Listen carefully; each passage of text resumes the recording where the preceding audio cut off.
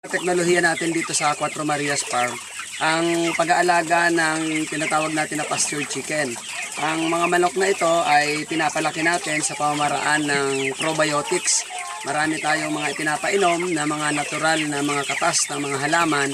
At yung disenyo ng kanilang kulungan ay nakadisenyo talaga para sa buhay ng manok. So itong bahaging ito, kaunting bahagi ng kanilang bahay, ay natural na paraan para magkaroon din ng kaunting lumot yung ating fish pan sa pamamagitan ng mga natitira nilang mga dumi.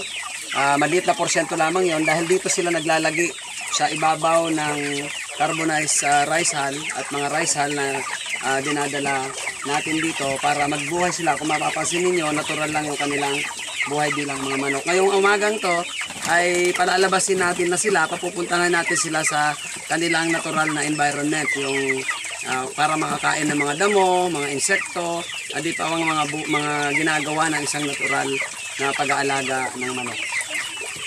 Labas na kayo.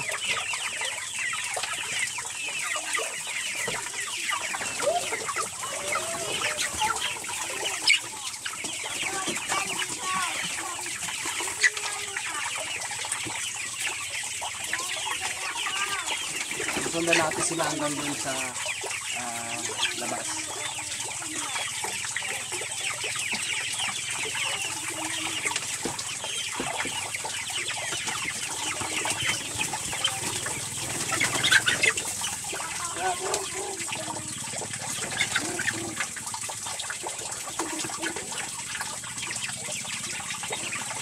Ito, nagsisimula na silang kumain ng mga damo.